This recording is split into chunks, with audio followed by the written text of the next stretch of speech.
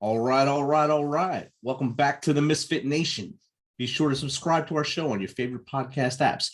And of course, subscribe to our YouTube channel, D_Misfit Nation. So you'll stay up to date on all of our episodes and our awesome guests that come on the show. Our next guest, he quit drinking in 2015, quit smoking marijuana in 2016, and changed his life completely.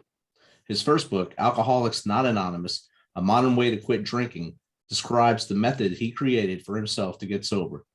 So without further ado, let's welcome Paul Trammell to the Misfit Nation. How you doing, Paul? I'm doing great. Thanks for taking some of your time to come on here. Absolutely, no problem. And thank you for having me. I think it took us about a month to get connected, but this is well worth it. Well worth to get your story out there and let people hear how you did that. And it's no easy feat what you've done, and a lot of people struggle with it. So if you'd like to, just tell us a little story of your backstory from as far back as you want to go to where we are now. All right, sure. I started drinking when I was 13, and I think I probably started smoking weed at the same time. I've always had trouble with alcohol. Even back then, I look way back when I was, in high school, and I remember I look back and I definitely made some stupid decisions, just because I wanted to go out drinking. And then, but it got worse when I got to college, and I got a DUI when I was 19. I got arrested with a fake ID, I think, when I was 17. Wow. I got arrested for smoking weed when I was about 14. Wow. They knew you. Oh my goodness. Bringing back some memories here, going down memory road. I was a good kid. I just did what I wanted to do. If I wanted to do something, I did it. And if all of a sudden the cops were there, I was shocked. And all of a sudden they're taking me downtown and calling my parents, and they're shocked. But yeah, so I had a few run-ins with the law, but anyway, I actually quit 3 times. I quit once when I was in high school, and then I quit once when I was in college. I lasted 2 years without drinking when I was in college. All of a sudden started getting straight A's. That makes a huge difference in your mental ability, the alcohol, the weed too. But I really started drinking heavily after school, after college, and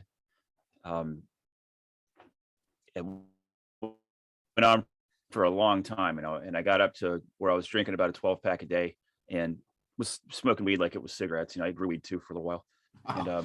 And yeah, I was way into it. I was in a reggae band. I was a musician playing in reggae bands and living the life. We went on tour a couple of times and we had some fun. Those were good times, don't get me wrong, but it was destructive. And eventually I got to a point where I knew that I had a problem. It was obvious.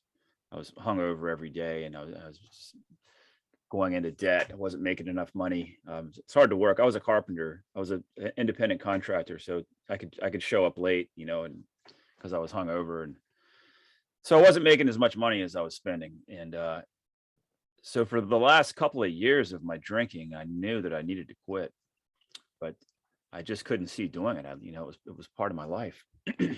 So then one day at a party, Super Bowl Sunday, 2015, I ran into a friend. My friend Jim was at the party, and I remember he looked really good and clean and happy and well dressed, and his hair was nice, and like I'm looking at him like, yeah, Jim looks good, and then but he doesn't have a beer in his hand. So I said, "Hey Jim, you want a beer?" And he said, "No thanks, I quit drinking."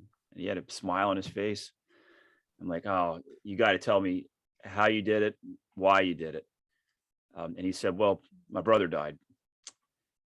His brother drank himself to death slowly over a long period of time, died a very long and slow death of internal organ failure at 40 years old. Wow. From drinking too much. And I was 44 at the time, I think. So that hit home. It really hit home. And I decided the next day I was going to quit. And part of my strategy, as the title of my book, Alcoholics Not Anonymous, suggests, my strategy was to just come right out and tell people. I got nothing against AA. I think it's great. I think it works obviously for a whole lot of people. And I've been, I had to, court appointed, had to go at one point. So I've learned, I definitely learned a bit from them. I've only been to probably 4 meetings in my life, but I think I read their book. Um, Good stuff in it for sure. I'm just not a group therapy kind of guy. So I decided I was going to quit. I told some people, I told my friends, I booked a meeting with a therapist just to make it real, just to be accountable to someone, just so I couldn't change my mind, right then and there, like later on that day. Like if you book a meeting with a therapist, you got to go. And what are you going to do? Like go and say, oh yeah, I wanted to quit drinking, but I changed my mind. So I thought that might help in the beginning, and it did. She wasn't even an addiction therapist. She was like a family counselor. She was a woman that I happened to know. Um, so that helped. And I went out and just, especially after I got a week into it, I got right up on Facebook and said, hey, everybody, I've gone 7 days without a beer. Can you believe it? And I couldn't believe the support I got just from that one post, like just way more comments and likes than any of my other posts, ever got. So I was really surprised about that. So I kept doing it after a month, I do it again, and the second month, and I still do it, every now and then. So that became a big help. And I told my family, I asked my brother to check up on me, to call me or text me, regularly, as often as he could, daily, hopefully, ask if I was still sober, just so I would be accountable to somebody. And that's one of the techniques that worked for me. So anyway, strangers started sending me direct messages from Facebook. They had read my posts and they want to get sober too. And they're trying and they're failing, and various situations, various people asking me for advice. And so I would sit and think about their question and write out an answer. And I communicated with quite a few people like that for a long time. And eventually I came to realize, here I've developed my own method. I have helped a whole bunch of people, and I've written a lot of good advice just through Facebook Messenger. So I went through and copied and pasted everything I'd written, copied from Messenger, pasted it into Word, and then, started the long process of putting together a book and editing it and making it into an actual book. And it describes what I did to get sober and to stay sober. It's just straight up advice, actual things to do to not drink anymore. Yeah, the book sold. It's sold way better than I thought it would, and that started my career as a writer, which is what I'm doing now. That's an awesome journey right there. And the revelations, like you said, a lot of Alcoholics Anonymous, they like to keep everything quiet and secret. By you bringing it out there, it probably raised up your, I want to say, a fan base, or people to motivate you, and you motivated them at the same time, because they probably were afraid and not willing to go to a group setting. A lot of people hate the group setting. It's not good for everybody. Right. Whereas most counselors always want to push group on people, not realizing that it doesn't work for everyone. And some people are just a me person. If I look in the mirror and I don't like what I see, I have to fix me. And I think when you had that eye opener, when your friend's brother died at 40 years old, after suffering long from everything shutting down due to alcohol, and that's an eye opener. That's your aha moment. That's basically your why, and then your how is motivated by that as well. Exactly. That was my why. That was the last straw. That was just like the spark. The real why was my health was declining. I was getting, I was starting to get overweight, bags under my eyes. I was aging. I could see it, and I was becoming unhealthy. And I've always been an athlete of one sort or another, and I just couldn't stand to see that happening to me. My finances were also bad at the time. They were just getting worse and worse, and that was stressful. I had nightmares all the time. I don't have nightmares anymore. I think it was my mind telling me that there's something wrong in your life. There's a demon that's chasing you, and it's eating you away slowly, and you got to do something about it. So, the why was all that, health, finances, literally being sick every day until I started drinking again, or until I got high. I'd wake up every morning and smoke weed, take away the nausea. And so, how did I quit? first I made myself accountable to a bunch of people.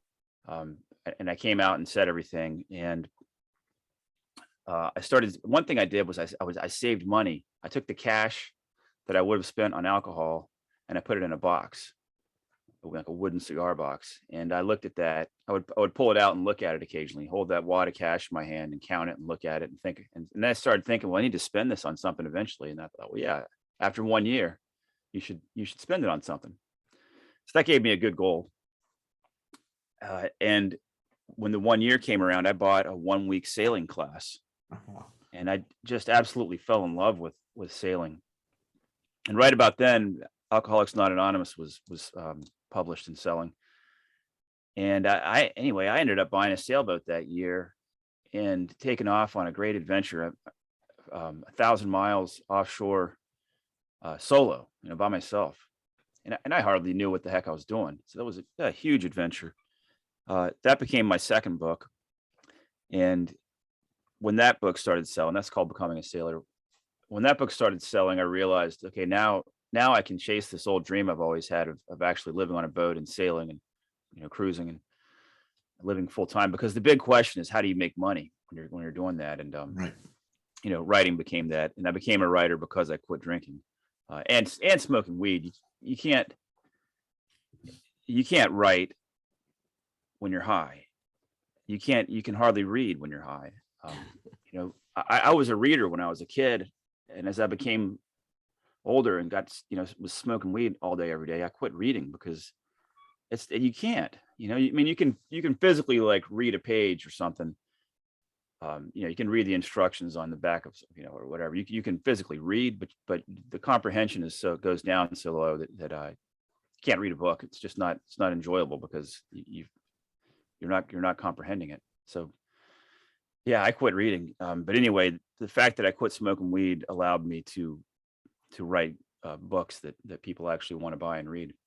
And quitting smoking weed was more difficult for me than quitting drinking. It shocked me. It shocked and amazed me at how hard it was to quit and how difficult the first month was. I mean, I went through withdrawals that I did not expect.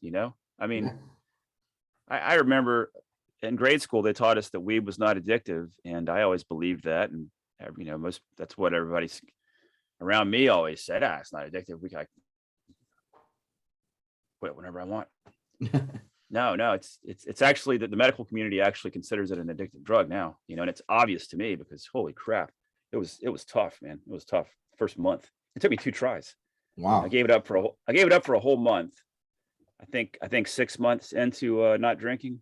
Yeah. And about 6 months in, I gave up weed for a whole month, and I was still in the band, and we had a gig coming up, and I had not been able to sleep at all for 4 nights in a row. 4 nights. And this is after not smoking for like 28 days. And I'm still suffering from the insomnia that it causes. And I went ahead and started smoking again because we had a big gig the next day, and I was just over like the insomnia, and I knew I wasn't going to be able to perform the next day. So I went ahead and got high, and continued to until 1 year after I quit drinking. I tried again, and that time it worked. That time I left the country. I went on a sailing trip where an offshore sailing trip with some other people who didn't smoke weed, and anyway, I made it work that time. Yeah, but that was difficult. No doubt. I'm sure it helped to not be around others who were smoking or have easy access to it while you're on the sailing trip. That it helped a little bit to keep you away from it and make you stronger. Yeah, definitely. If anyone out there is trying to quit something, whatever drug it is, the more things in your life you change, the easier it's going to be to quit. And especially if you can get out of town and go somewhere else for the beginning of it, you're not going to have all your old triggers. You're not going to have all your friends, and you're not going to be driving by the same liquor store that you always drive by, and you're not going to have your weed dealer down the street. You can just walk down there and get a bag of weed. And if you change all of that, if you can go somewhere and get away from all that, it's going to be easier, especially in the beginning. now, and for me, as you see, I live on a boat now. I sold my house. I quit my job. I'm not in the band anymore. I don't live in that town anymore. Everything's different. My boat is a sanctuary. There's no alcohol ever or drugs on my boat. That makes it a lot easier for me. I'm separated from land.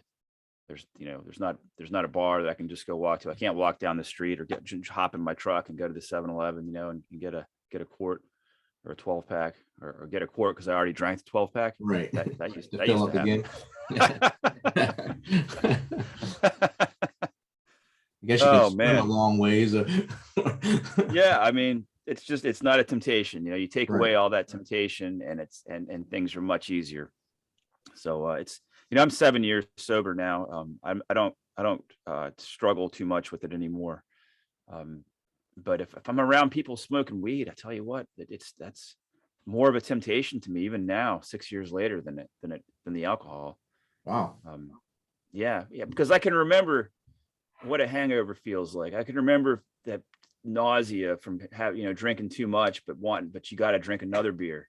You're Right. already drunk and you're already nauseous, but there's 4 more beers in the fridge, and by God, I'm going to drink at least 2 or 3 more of them before I go to bed. And it's 11 o'clock, and I got to get up at 6 and go to work the next day. But I'm going to drink it. Like, I remember all that bad stuff. I remember waking up hungover, still drunk, trying to battle through it as you go to work. Yeah, like I remember all that, but see, weed doesn't have that. So I remember the good parts of it. Right. There's not, so that's one reason why it's more difficult. But man, I tell you what, like, my brain works so much better now that I don't do either of those things. Like, both of them inhibit your thinking a lot. That's an awesome accomplishment. Now, 6-7 years later, you have now 5 books out, and what a 7. There's a moth flying around me. Okay, Yeah, I've got 7 books published now. 7 books published. Yeah, I might have had 5 when we were first talking. I published 2 of them recently. Okay. I was still in Panama when we first got into contact with each other. And right. Yeah. Oh, okay. That's outstanding. 2 more out there. So Yeah. that's 7 books in 7 years. That's pretty good. That's a lot for anybody. You became very productive in your writing skills. Did you have a mentor when you were younger that wrote a lot, or maybe an author that you looked up to that maybe influenced you? I did not have a writing mentor, but my mother always pushed us to read books. So I've been reading since I was young. I was in grade school, maybe 4th grade. I don't know, somewhere in that age, when I read The Hobbit, Tolkien's. I think it took me a year, to read The Hobbit. I probably read an average of 1 page a day, but I got through it and I loved it. And I read that whole series, over the next few years. And I've been a reader ever since. And, like a lot of people, I always thought, like, yeah, I'd like to write a book. I think I could probably write a book. So that's always been sort of in the back of my head. But gosh, I don't know what, if any particular writer has spurred me to. It was all just because I had written so many as funny as it sounds, I had written so many messages on Facebook Messenger that I knew if I just organized it and thought about it some more, I could put together a book. That's kind of what I just did as well. Last year, during the first year of the pandemic, every month I put welcome to the next level of Jumanji, and I give some stats and stuff.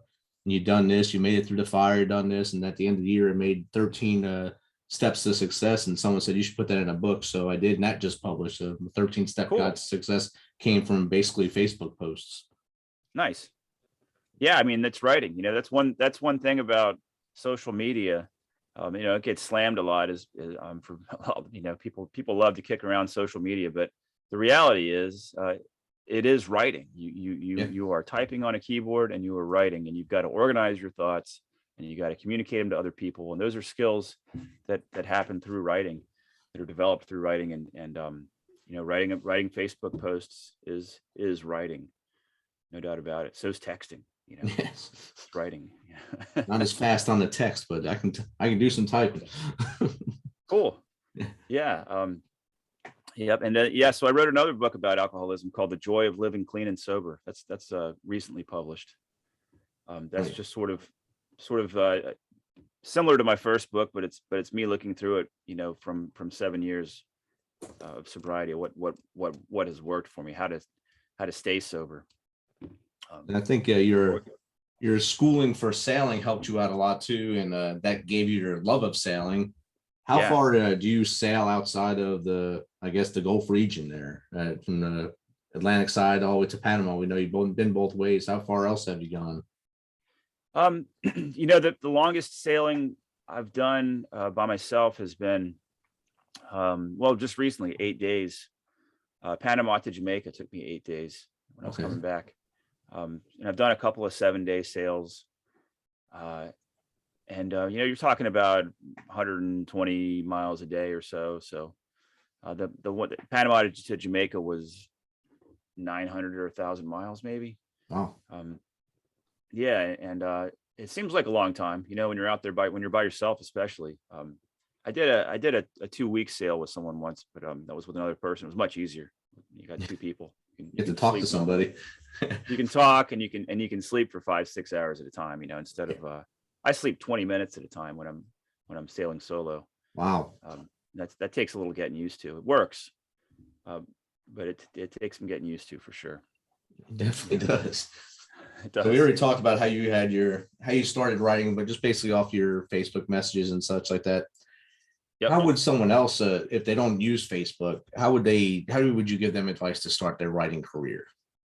To start a writing career, step one is to sit down and do it. Before you're not going to have an idea, a whole idea for a book all thought out in your head when you sit down. You might not have any ideas, but you got to sit down and start. Ray Bradbury gave great advice in his book about how to write. He wrote short stories for a lot of his career, and he would publish one a week.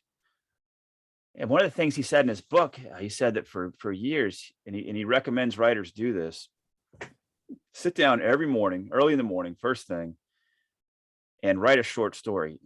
Now, that sounds difficult, but you have to give yourself permission to write like total junk, something that's worthless. Like it's okay if it's going to be really bad. So he says, sit down, and to get the ball rolling, he says, type out random words, type out a dozen completely random words, whatever pops into your head first, and then look at those words and associate them and play around with them, some word association, and make a story, get a story from it, and then just start writing. It's just improvisational. It's like what I used to do on the guitar, for hours at a time. Improvisation doesn't have to be good. It's just practice. And then all of a sudden you realize, when you're playing the guitar and you're improvising, you realize, man, these 3 chords here, man, that's a song. This Right. little thing I'm doing right now, that's a song. Bam. Oh, song is born. That's how it happens. It happens through improvisation. Writing's the same way. So you got to sit down and you got to do it. You can start by writing short stories. You got to give yourself permission to write total crap. It's fine. You just have to do it. You have to do it, and you have to edit. Once you actually have a book going, once you actually have a rough draft, which might take a year, it might take 2 years, but once you have that, then it's time to edit and reread and rewrite. And you go back, and I go back through my books from the first draft. I'll go back at least 10 times, read the whole thing, and write more and edit. It's a long process, but after, I'm putting out about 1 a year, and after a year of work and you got a book, man, it's a great accomplishment. So. And you have a perfect place to sit and write with no distractions. Yeah, that helps. Living by myself on a sailboat, this is a good environment to write in, for sure. Has any of your destinations given you inspiration for your books? Absolutely. 3 of them are sailing nonfiction. Okay. So I'm writing about the sailing. So that's directly influenced by the surroundings. That's what's happening. I'm trying to share the adventure. I've written 2 novels, and they are based on experience. So one great advice, a piece of advice I've gotten that's common in writing is write what you know about. Write about, even if you're writing fiction, you can take your own experiences and make up stories based on it. So the first novel I wrote, it's called Dead Flowers on Wednesday. And that was based very loosely based on my band's first tour. It was so much fun. We rented a school bus with a driver, and the school bus was converted into a tour bus. It was like totally ghetto style, but it was a legit tour bus that ran on vegetable oil. It was the veggie bus. So we didn't have to pay for fuel. While we're playing gigs, the driver would go find a restaurant, at 2 a.m.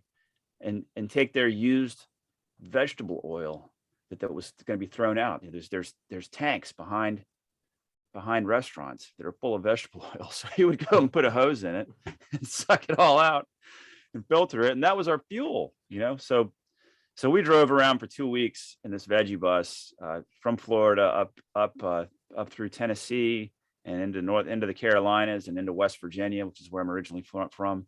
Played a bunch of gigs, had some of the best times of my life. And so I made up a novel that's based on that.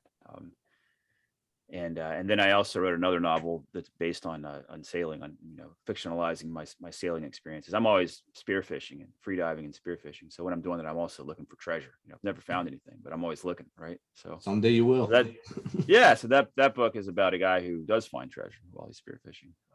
Is that the Gold Box? The Gold Box. Yes. Yeah, that's my latest novel. That's a great cover on that too. I like that. Thanks. And the cover on the book, first book you spoke about, the motorcycle with the guitar. Looks like guitar in the back. I can't tell the other thing. That's pretty badass picture. Shotgun. Shotgun. Okay. That's pretty. Yeah, nice. I drew that. As well. That's my artwork there. The cover of the Gold Box was made by a friend who just offered to do it on Facebook. Awesome. Another Facebook score. Yeah. See, Facebook is good for stuff. It's not all evil like they say. It is good. I mean, I use it. I'm a podcaster as well, and I get most of my interviewees from it. When I see sailors have done something incredible, or any sailor I see on there that looks like they're going to have a good story, I'll contact them. So outside of Facebook, how does someone contact you to get on your show, or have you talked to them? Well, I meet people. I meet other sailors while I'm sailing, obviously. Yeah, I haven't had too many people contact me wanting to. Actually, the last person I interviewed contacted me, maybe through Instagram. So it's all about the social media these days. That is modern communication. Yes, I think it's the easiest way. Yeah, it's not just cat videos, and photographs of people's dinner. Or weird dance trends. Weird dance trends. Yeah, exactly. Yeah. Yep. So it's Paul, useful. It's been great chatting with you, learning your story. Awesome journey you've been on. You've been the highs, lows, and now I think what you're doing right now is amazing. Your freedom on the open water, your sailboat. I believe that's the picture of the sailboat on a couple of your covers there. That looks amazing as well. I wish you nothing but success in the future. And thanks again for coming on Misfit Nation. Hey, it's been a pleasure talking with you. Thank you for having me. Awesome.